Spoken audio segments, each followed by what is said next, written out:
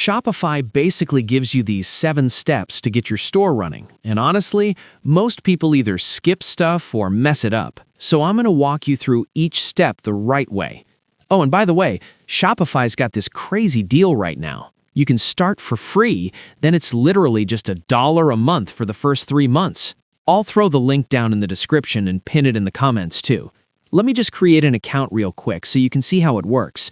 Heading to shopify.com, clicking Start Free Trial, email, password, store name. I'm just going to use demo store 123454 for now, but you'd obviously use your actual store name. They'll ask you a couple quick questions about what you're selling, nothing crazy. Cool, we're in. So yeah, that setup guide on the right, 7 tasks. Let's just go through them one by one and get this done. Chapter 1, Add Store Name. First up, adding your store name. Pretty straightforward. Let me click on it. So this is where you put in all your official store info. Quick heads up though, some of this stuff might be publicly visible, so if you're worried about privacy, maybe don't use your personal address or whatever. Store name is what shows up on your actual website. I'm going to change this from the default. Let me type demo store 123454 here. You'd obviously use your real brand name. Store email, this is where you'll get messages about your store. I'm using demo123@gmail.com for this demo. The email that your customers actually see when you send them stuff, that gets set up later in the notification settings. Store phone is optional. I'm just going to skip it for now. You can always add it later if you need it. Chapter 2, Add your first product. All right, second task, adding your first product. This is where things start feeling real, like you're actually building something. Let me click on it. Here's the product page. I'll show you everything you need to fill out. For the title, you want to be specific. I'm writing sample coconut bar soap. Don't just write soap. Tell people exactly what it is. Description section has this little text editor. Keep it simple and actually useful. I'm writing coconut bar soap is perfect for everyday cleansing. It's handmade in small batches using traditional methods and gentle enough for daily use. Then I'm going to add some bullet points with the actual features. Nobody wants to read a novel here. Media section. Okay, this is super important. Clicking Upload Files here. You want at least 3 to 5 good images. Main shot of the product, some close-ups showing details, maybe some lifestyle photos if you've got them. You can even upload videos or 3D models if you're feeling fancy. Let me upload these images. Category. This actually matters because it affects your tax rates and helps with search. I'm selecting bar soap. Price. I'm setting this at 29 AED. I'm using UAE currency because my store location is set to UAE. If you're in the US or somewhere else, you just change your store location and use dollars or whatever. Compare at price is optional. Basically, if you want to show a sale price, you'd put the original higher price here. Cost per item helps you figure out your profit margins. Inventory, I want to track stock, so I'm leaving this checked. Setting quantity to 50 at shop location. SKU and barcode, these are optional, but honestly pretty useful if you've got them. I'm skipping for now since this is just a demo. Sell when out of stock, I'm turning this off. Don't want to promise people stuff I can't deliver. Although if you're selling digital products, you'd probably want to keep this on since you never really run out of digital stuff. Shipping section, this is a physical product, so I need to fill this out. Package dimensions will default to whatever you set for your whole store. I'm just going to enter the weight here, 0.2 kilograms. Country of origin, United Arab Emirates for me. Variants, this is where you'd add different sizes or colors. Since I mentioned black in the title, I could add color options here if I had them. Skipping it for this demo, but you should definitely click Add Variant if your product comes in different colors or sizes or whatever. Bottom of the page, there's this search engine listing section. This is your SEO stuff, how Google sees your product. Let me click Edit and make this better. Writing something with actual keywords people might search for. Best coconut bar soap in 2026, 100% organic. Saving it, and boom, second task done. Chapter 3. Customize your online store. Third task, making your store actually look professional. Clicking this now.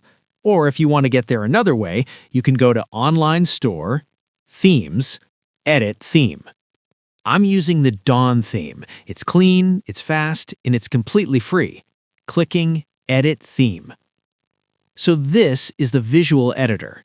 Left side shows all your sections and settings. Right side shows what it actually looks like live. See these little icons at the top? You can switch between desktop view, mobile view, full screen mode. I'm going to click on mobile because, let's be real, most of your customers are shopping on their phones. Left sidebar shows your whole homepage structure, header, template sections, footer. You can customize all of this. Let me add some stuff to make this look better. Announcement bar. First thing, let me click on Announcement bar. This is that thin banner across the very top of your site. Perfect for promotions or announcing free shipping or whatever. Right now, it just says, "Welcome to our store," which is boring. Nobody cares. Let me change this to something that actually grabs attention. Typing, "Free shipping on orders over $50. Limited time." See? Way better. The announcement bar is literally your first chance to hook someone when they land on your site. I can also add a link here if I want. Like if I wanted this to send people straight to a sale page or a specific collection, I'd just paste the URL. For now, I'm leaving it as text only. You can see the change right there in the preview at the top. Header settings. Under header settings, this is where your store's whole vibe starts to come together. Logo position first. You've got options: top left, top centered, middle left, middle centered. Middle left is the classic e-commerce look. Feels familiar, safe, trustworthy. Centered works if your brand is more visual and you want to be bold about it. You can upload and change your actual logo anytime from theme settings, by the way. Mobile logo position, this one matters more than people think. Center keeps everything balanced and clean. Left gives you more space for the menu icon. Just pick whatever feels easier to scan on a tiny screen. Menu section. Here you choose your main menu and the menu type. Drop-down is simple and works for most stores. If you've got a ton of categories, try to keep it tight. Too many menu items and people just get overwhelmed and leave. Sticky header. Set this to on scroll up. It stays hidden when people scroll down, then pops back up when they scroll up. Clean, modern, not annoying. Separator line. Adds a subtle line under the header. Only use this if your design actually needs that extra structure. If your theme already looks clean, skip it. Color scheme. Header color scheme and menu color scheme should match. Stick with one scheme unless you really know what you're doing design-wise. Consistency builds trust, even if people don't consciously notice it. Utility section. Country or region selector is useful if you're selling to multiple countries. Language selector is a must if you're doing multi-language. But if you're just selling in one country, one language, keep it off. Less clutter means more focus. That's basically it for the header. These settings might seem small, but they really shape how professional your whole store feels. Get this right, and everything else just works better. Adding sections. Want to add more stuff? Click Add Section at the bottom. You can add rich text, image with text, video, whatever you need. For this demo, I'm just going to generate something from AI real quick. Maybe a heading with an animated glowing effect. Let's see how that looks. Template section. Now let's talk about the template section. This is where your store actually starts selling stuff. Image banners first. This is the first real thing people see after they land on your site. One clear message, one strong visual. Don't stack a bunch of text. Don't confuse people. Tell visitors exactly what you sell and why they should care. If they don't get it in 3 seconds, they're gone. Buttons. Every banner needs one clear action, not 5 different choices. Shop now, view collection, get started. Make it super obvious, make it easy to click. If a section doesn't lead somewhere, it's basically just decoration. Featured collections. This is how you guide shoppers without actually having to tell them what to do. Show your best sellers, so your main categories. Keep it focused though. 3 to 5 collections is plenty. More than that, and people just stop choosing and leave. Features section. This is where you build trust. Fast shipping, easy returns, secure checkout. Keep the lines short. Use simple icons. Nobody wants to read a paragraph here. They just want to scan it, understand it, and move on. Think of the template like a path.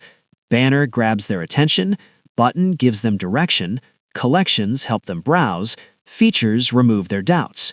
When this section is done right, you don't even need to explain what your store is about. It explains itself. Footer and newsletter. Footer section has a newsletter sign-up. Shopify auto-generates this for you. You can also add custom stuff using liquid code if you want. For the copyright text down at the bottom of the footer, you'd edit that from the theme code editor. I'll show you how to do that in my next video though. Theme settings. Important thing, click Theme Settings at the bottom left. This controls your colors, fonts, layout, basically everything visual. Let me give you a quick tour of theme settings. This is where your store really gets its personality. Logo. Upload it once and make sure it's clear and readable. Colors. Stick to a few. More colors doesn't mean better design. Usually it just looks messy. Typography. Choose fonts people can read without thinking about it. Don't get too fancy. Layout controls your spacing and structure. Keep it clean and simple. Animations are optional. Subtle is fine. Over-the-top flashy stuff actually hurts trust. Buttons should stand out, but they shouldn't scream at people. Variant pills make it easy for customers to choose product options. Clear beats clever every time. Inputs need to feel smooth and simple to fill out. Product cards sell the item at a glance. Make them good. Collection cards guide browsing.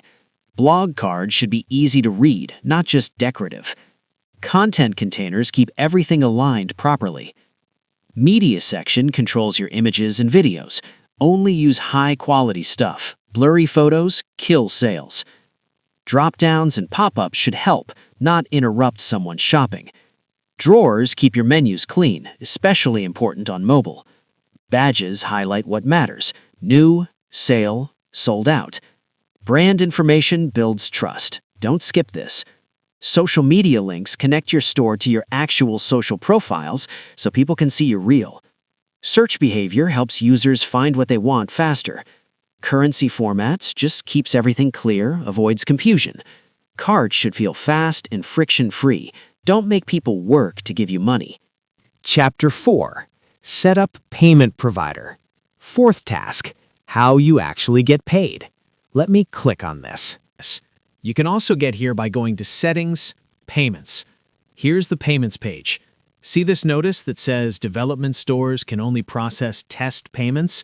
That's totally normal when you're setting up. Don't worry about it. Shopify Payments is the built-in option. It says no transaction fee, but there are still processing fees, around 2.9% plus 30 cents per sale on the basic plan. But Shopify Payments isn't available in UAE where I am, so I can't actually use it. Instead, I'm using a third-party option. In UAE, Tap is pretty good. I'd need to install that in my store and follow their setup process. Most gateway needs your business details, legal name, address, bank account info. They need this stuff to send you money and for tax compliance.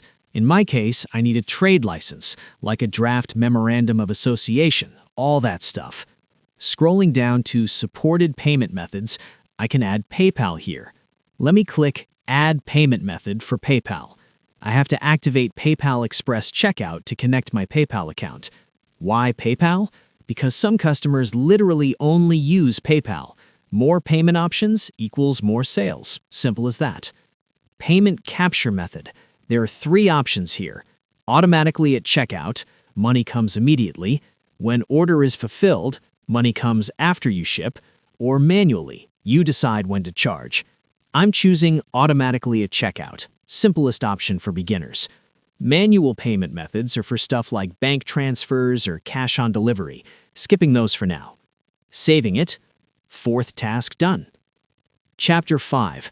Review your shipping rates. Fifth task. Shipping.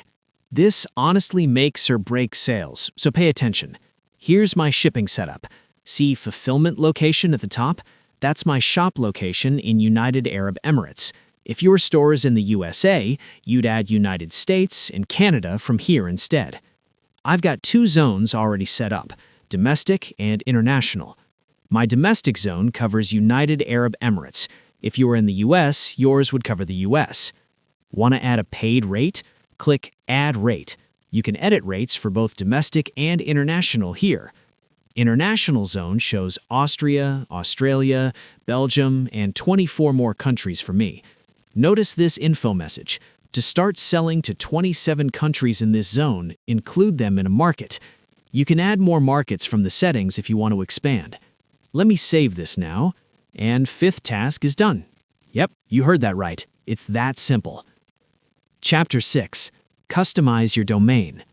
Your domain is your store's address. It needs to look legit. You can either connect an existing domain you already own or buy a new one directly from Shopify. Keep it short, easy to spell, easy to remember. Once it's connected, Shopify handles all the technical stuff behind the scenes. SSL gets added automatically, so your site is secure. You'll see that little padlock in the browser. Set your custom domain as the primary one. This keeps your links clean and avoids any SEO issues down the road. Open your store in a new tab and check the URL. If it looks professional, you're good to go. Chapter 7. Unlock your store and launch. This is the final task. You can also get here by going to Online Store, Preferences.